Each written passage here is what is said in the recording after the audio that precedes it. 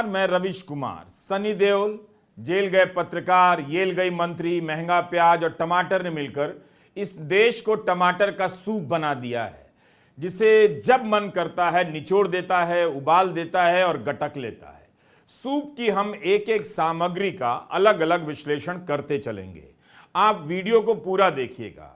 मणिपुर में शुक्रवार सुबह 3 कुकी लोगों की हत्या हो गई। यही नहीं, मजबूत नेता के नेतृत्व में सब कुछ इतना मजबूत है कि मणिपुर में आज विधानसभा का विशेष सत्र होना था और नहीं हो सका। राज्यपाल ने मंजूरी नहीं दी। 27 जुलाई को ही मंजूरी मांगी गई थी, 21 अगस्त तक मंजूरी नहीं आई।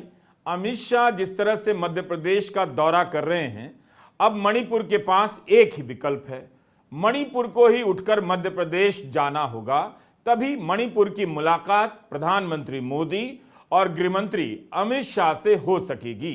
हम इस वीडियो में प्याज पर भी बात करेंगे कि इसके निर्यात पर जो शुल्क बढ़ाया गया है, उसे लेकर नासिक में किसान और व्यापारी क्यों आंदोलन पर उतर आए हैं। टमाटर से राहत मिलनी शुरू हुई है कि अब आपका सामना प्याज से होने जा रहा है। जो सरकार पहले कुछ लोगों को सस्ता टमाटर बेच रही थी, अब 25 रुपया किलो प्याज बेचेगी। नोएडा की हाउसिंग सोसाइटी वालों, आपके लिए अच्छी खबर, लाइन की एक और सुविधा मिलने जा रही है। यही हाल रहा तो मोदी सरकार को टमाटर प्याज बेचने के लिए एक नए मंत्री या नई मंत्री की आवश्यकता पड़ सकती है। प्याज और पेट्रोल के दाम से भले आप नीलाम हो जाएं, लेकिन सन्नी देओल के जुहू वाले बंगले की नीलामी नहीं होगी। अगर आपने बैंक से लोन लिया है और नहीं चुकाने पर बैंक वाले आपके घर आ धमके हैं, तो आप उनकी बात सनी देओल जी से करा दीजिए। हो सकता है कि आपके घर की नीलामी रुक जाए। आपको पता होना चाहिए कि बैंक ऑफ बड़ौदा ने नोटिस निकाला था कि सनी देओल ने 56 करोड़ के लोन नहीं चुकाए हैं, तो उनके जुहू के बंगले की ई नीलामी होगी। बीजेपी के सांसद का घर नीलाम होने जा रहा था। कितना अच्छा संदेश जाता कि बैंक लोन की वसूली में किसी से भेदभाव नहीं करता है। मगर सुबह सुबह खबर आ गई कि तकनीकी कारणों से ई नीलामी रद्द कर दी गई है। यह खबर इसी देश की है, गुजरात की है, पिछले साल अप्रैल की है। 31 पैसा नहीं चुकाया था, ध्यान से सुने, 31 पैसा नहीं चुकाया था तो भारतीय स्टेट बैंक ने प्रमाण पत्र जारी नहीं किया। याचिकाकर्ता को हाईकोर्ट जाना पड़ा। जिस किसान ने अपनी जमीन बेची थी, उसने फसल के लिए लोन लिया था, सारा पैसा चुका दिया, मगर 31 पैसे का हिसाब निकल आया तो बैंक ने खरीदार को नो ड्यूज सर्टिफिकेट जारी ही नहीं किया।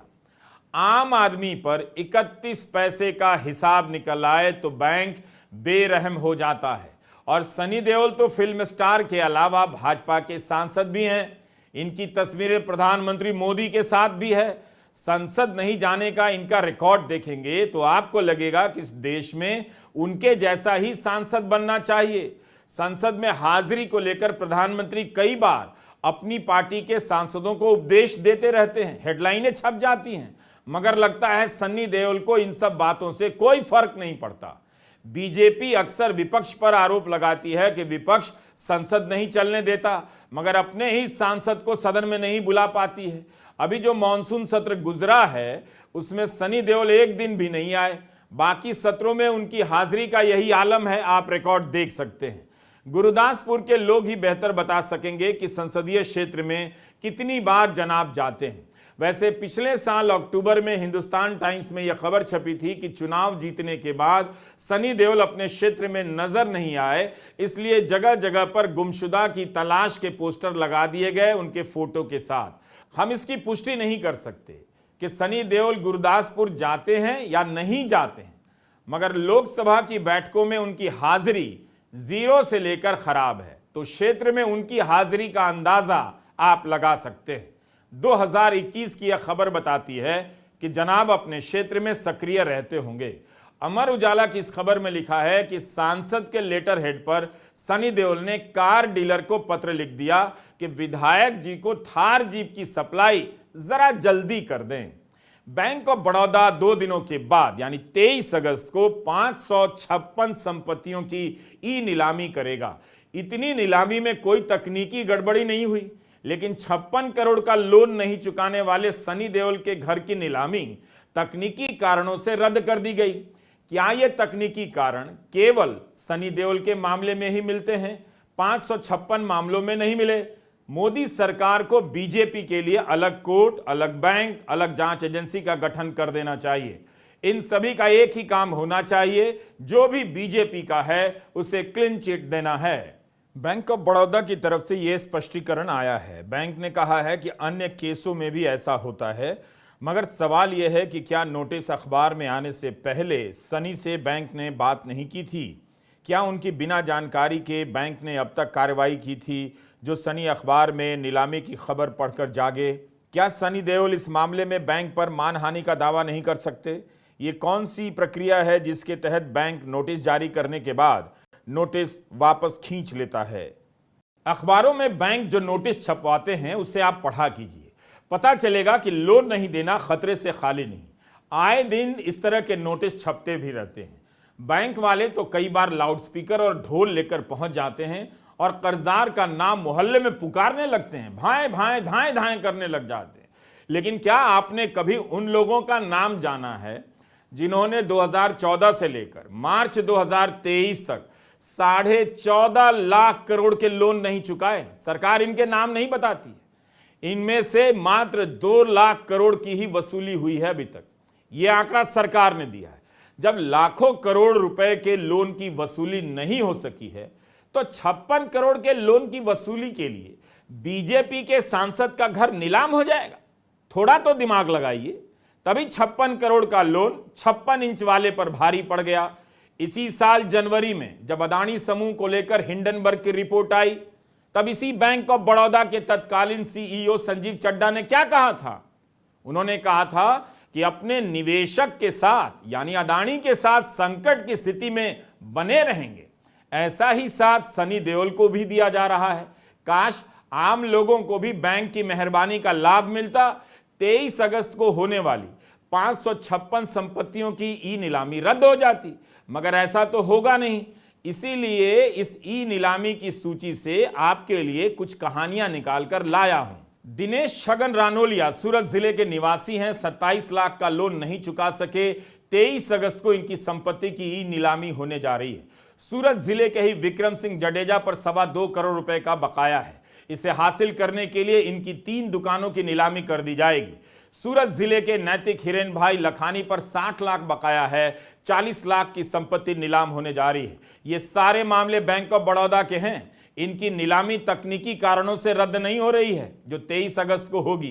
अहमदाबाद के पारस दीपराम सुथार पर 6.5 लाख से अधिक का लोन है। इनकी 2012 की स्कॉर्पियो गाड़ी 12 सितंबर को नीलाम की जा रही है। गुजरात के ही जिला पाटन के मोहम्मद इलियास हसुभाई पर 2.25 लाख का कर्ज था, नहीं चुका पाए तो 12 सितंबर को इनका ऑटो नीलाम हो रहा है। नीलामी वापस लिए जाने की खबर हमें नहीं मिली। पाटन के ही अमृत जी कपूर जी ठाकुर पर 2,07,000 का लोन था, नहीं चुका पाए और अब 12 सितंबर को इनका ऑटो नीलाम होने वाला है। लेकिन सनी देओल का मकान बच गया, जुहू का बंगला, और उसकी नीलामी रद्द हो गई। सूरत के हीरा व्यापारियों की हालत तो वैसे भी खराब है। वहां के आर्थिक संकट को आप बीजेपी की राजनीतिक सफलता से नहीं समझ सकते हैं। आर्थिक संकट राजनीतिक सफलता से कहीं ज्यादा बड़ा है। बस फर्क है कि जो लोग आर्थिक संकट का सामना कर रहे हैं, उनके पास अब अपना हाल बताने के लिए राजनीतिक भाषा नहीं है। और इसका कारण क्या है, लिखकर पर्स में रख लीजिए। धर्म की राजनीति यही करती है, आपकी राजनीतिक भाषा खत्म कर देती है। सनी देओल का मामला इतना साधारण नहीं है। लाखों करोड़ के लोन वालों पर रहम और लाखों रुपए के लोन ना चुकाने वालों पर बेरहम। आपके खाते में न्यूनतम बैलेंस नहीं है तो बैंक वालों ने जनता से, आप जनता से 21,000 करोड़ की फाइन वसूल ली है। राज्यसभा में वित्त राज्य मंत्री ने यह जानकारी दी है। ऐसे मुद्दों पर बात करना खतरे से खाली नहीं है। जब मंत्री राज्यसभा में बात बात में विपक्ष को धमकी दे सकती हैं कि चुप रहिए वरना ईडी पहुंच जाएगी, तो क्या उस पत्रकार ने आपको बताया था कि विपक्ष के घर ईडी के पहुंचने के क्या क्या फायदे होते हैं? सरकार की कबीना मंत्री ने टमाटर का जिक्र करने भर से जिस पत्रकार को जेल की याद दिला दी, उसे याद ही नहीं रहा कि येल का भी जिक्र किया जा सकता था। पत्रकार काबिल है और वह पत्रकारिता के गिरते स्तर के फायदे भी बता सकता है। आज तक के उस कार्यक्रम में मंत्रियों से जिस तरह से गोल गोल सवाल पूछे गए, उस पर आप नजर डालिए। ईडी के केस के बाद विपक्ष के नेताओं का बीजेपी में जाना कोई हल्का सवाल नहीं है, मगर एंकर ने वॉशिंग मशीन के बहाने इस सवाल को पूछने का कर्म ही पूरा किया। इस तरह से पूछा कि पूछना भी हो गया और मंत्री की नाराजगी से खुद को बचा भी लिया गया। वॉशिंग मशीन भी उसी विपक्ष का नारा है जिसे यही सारे चैनल दिन रात अपने पर्दे से गायब करने में लगे रहते हैं।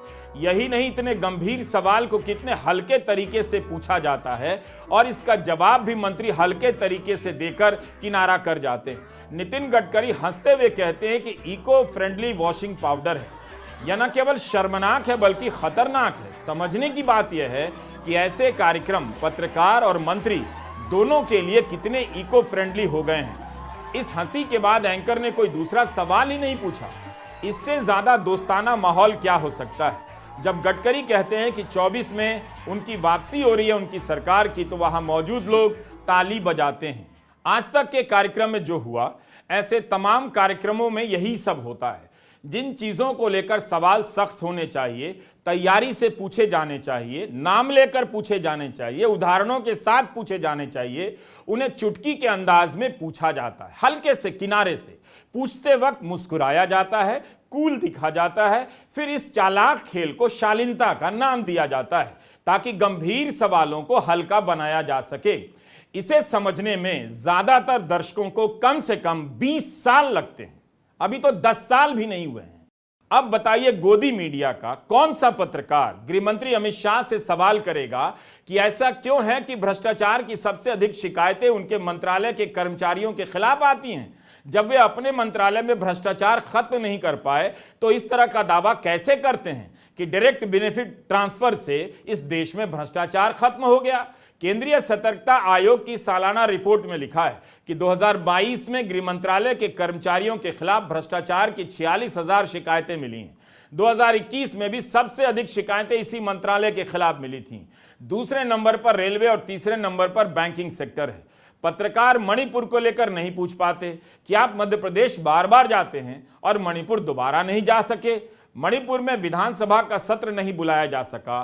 कैबिनेट सत्र बुलाती है, राज्यपाल मंजूरी नहीं देती हैं। क्या यह सवाल नहीं बनता है कि गृहमंत्री से पूछा जाए?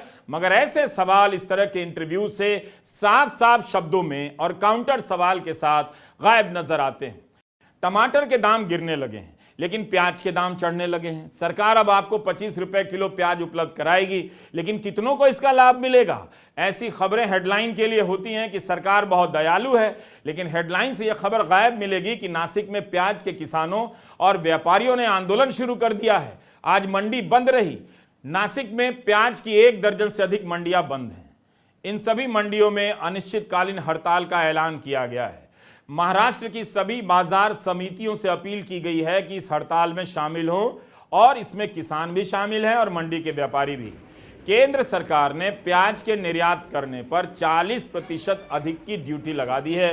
किसानों का कहना है कि इससे प्याज की कीमत गिर जाएगी और उन्हें घाटा होगा। देश की सबसे बड़ी प्याज मंडी है। आज नासिक की 14 मंडियां बंद रहीं। किसानों का कहना है कि जब तक सरकार इस फैसले को वापस नहीं लेगी, उनकी हड़ताल जारी रहेगी। थोक और खुदरा बाजार में प्याज के दाम बढ़ने लगे। इसे देखते हुए सरकार ने निर्यात पर ड्यूटी बढ़ा दी ताकि आंतरिक बाजार के लिए प्याज की कमी ना हो सके। अभी जब टमाटर के दाम बढ़ने लगे तो खबरें आने लगी कि टमाटर का किसान करोड़पति हो गया। वाहवाही हो रही थी। अब जब प्याज के किसानों के करोड़पति होने की बारी आई तो निर्यात शुल्क 40% बढ़ा दिया गया और अब किसानों की चिंता नहीं की जा रही। पता चल रहा है कि सरकार के पास कीमतों के संतुलन का कोई संतुलित तरीका नहीं है जिससे किसानों को भी फायदा हो और उपभोक्ता को राहत मिले। अगस्त के शुरू में लासलगांव मंडी में प्याज की कीमत 1,000 रुपए प्रति क्विंटल से बढ़कर 2,200 रुपए हो गई। खुदरा बाजारों में प्याज 30 से 35 रुपए किलो बिक रहा है। इसका कारण है कि प्याज की पैदावार इस बार कम हुई है। केंद्र के इस फैसले के विरोध में किसानों ने महाराष्ट्र में रास्ता भी रोका और नारे लगाए। क्योंकि आज प्याज को भाव नहीं है कुछ। प्याज को लगाने के लिए खर्चा एकड़ को 50,000 आता है प्याज को। और बारिश की वजह से आज बहुत प्याज खराब हो चुका है किसानों का। और जो भी कुछ बचा खुचा प्याज था ये मार्केट को लेके जा रहे शेतकरी किसान, उनमें उसमें कुछ मिल रहा है उन लोगों को। तो आज सरकार ने भाव कम करने की वजह से 3000 रुपये जा रहा था, अभी 1100 तो 1500 रुपये जा रहा है। इसकी वजह से जो मिलना था किसान को वो भी मिल नहीं रहा सरकार की वजह से, क्योंकि अभी बारिश भी हो नहीं रही अभी। तो जो कुछ बचा खुचा है, जो बचा हुआ है वो भी किसान को मिल नहीं रहा। इसकी वजह से सरकार ने इस तरफ ध्यान देकर भाव बढ़ा देने के लिए चाहिए। जो भी निर्णय लिए सरकार ने वो सब पीछे लेने चाहिए। किसान सभा की ओर से किसानों की इस आंदोलन की हम सराहना करते हैं। केवल नासिक में नहीं, पूरे महाराष्ट्र में किसान रस्तों पे आए, बाजार मंडियां बंद करे और केंद्र सरकार लगातार किसान विरोधी निर्णय लेती जा रही है उसका विरोध करे, इस प्रकार का आह्वान किसान सभा की ओर से हम करते हैं। केंद्र सरकार लगातार किसान विरोधी निर्णय लेती जा रही है। पहले मिल्क और मिल्क प्रोडक्ट इंपोर्ट करने का निर्णय, उसके बाद टमाटर इंपोर्ट करने का निर्णय, और अब प्याज के दाम गिराने की मनीषा से एक्सपोर्ट ड्यूटी लगाने का निर्णय किसान विरोधी है। किसान इसका विरोध कर रहे हैं। पूरे महाराष्ट्र में इसके खिलाफ किसान रस्तों पे उतर के बाजार मंडियां बंद करेंगे। प्याज के साथ साथ दाल अब महंगी होने लगी है। मई और जून के महीने में अरहर दाल का भाव 130 से 140 रुपए किलो था, जो इस समय 160 से लेकर 180 रुपए किलो हो चुका है। मूंग और मसूर दाल की कीमतों में भी 10 रुपए से लेकर 25 रुपए तक की वृद्धि देखी जा रही है। जून में दालें 10.6% महंगी हुई थीं और जुलाई में इससे ज़्यादा महंगी हो गईं, 13.3%। तूर दाल और मूंग दाल 34% महंगी हुई है। इस वित्त वर्ष में तूर दाल की कीमतों में 18 से 20% की वृद्धि हो चुकी है। पैदावार कम होने की आशंका में दाम बढ़ने लगे हैं। आम जनता प्रतिशत में नहीं समझती, किलो के भाव से जानती है। मूंग 100 रुपये किलो मिल जाता था, अब 120 रुपये किलो हो गया है। मसूर दाल 110 रुपये किलो से बढ़कर 140 रुपया हो गया है। प्रोटीन के लिए दाल जरूरी है, मगर दूध भी पिछले महीने 8.6% महंगा हो गया। मीट और अंडे का भी वही हाल है। इसी तरह कभी टमाटर तो कभी दाल, कभी पेट्रोल तो कभी दवा के दाम बढ़ते जाएंगे और आपकी जेब खाली होती जाएगी। अरहर दाल के प्राइसेस इधर बढ़ गए हैं। अरहर दाल में पॉलिश्ड और अनपॉलिश्ड दो रेंज आता है। तो जो अनपॉलिश्ड रेंज है, जिसको अखरा दाल बोलते हैं, वो अभी 165 के रेंज में हो गया है अरहर दाल। और कंपनी की पैकिंग में जैसे टाटा, आई शक्ति और ये सब है, तो वो 180 और 85 के रेंज में है। मूंग दाल अभी रेंज हो गई है 105 टू 110, 105 110 के रेंज में मूंग दाल स्टैंडर्ड साइज का है। ये आज का रेट है। प्राइसेस ऊपर की तरफ हैं, नित्य निरंतर 1-2 रुपए की तेजी पीछे से रिपोर्ट हो रही है और अभी पता नहीं कहाँ रुकता है। दाम बढ़ने और पैदावार कम होने के कई कारण तो है ही। प्राकृतिक आपदा भी अब एक बड़ा कारण है। बारिश के कारण भूस्खलन और बाढ़ की घटनाएं बढ़ गई हैं, तो सूखे की भी। लेकिन प्राकृतिक आपदाओं को लेकर बहुत कम चर्चा है। हमें लगता है कि यह काम एनडीआरएफ आपदा प्रबंधन बल का है, लेकिन इससे आम जनजीवन कितना प्रभावित हो रहा है, आर्थिक नुकसान हो रहा है, संपत्तियां नष्ट हो रही हैं, इस पर हम बात नहीं कर रहे। यह हमारी प्राथमिकता में ही नहीं है।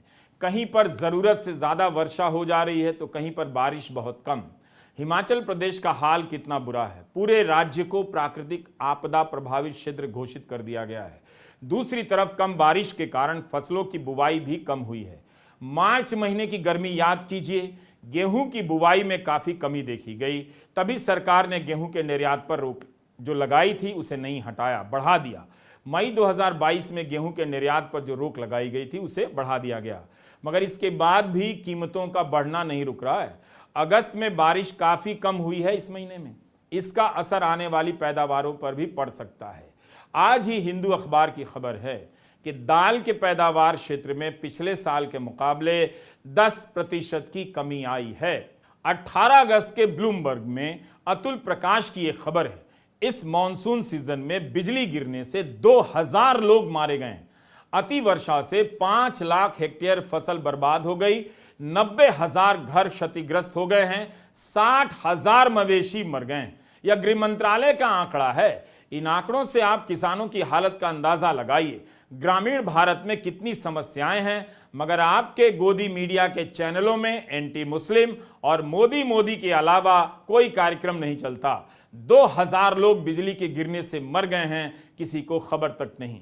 गृह मंत्रालय के डेटा का हवाला देते हुए टाइम्स ऑफ इंडिया में प्रदीप ठाकुर की एक खबर छपी कि बारिश के कारण पहाड़ी राज्यों के मुकाबले बिहार में सबसे अधिक 518 मौतें हुई हैं।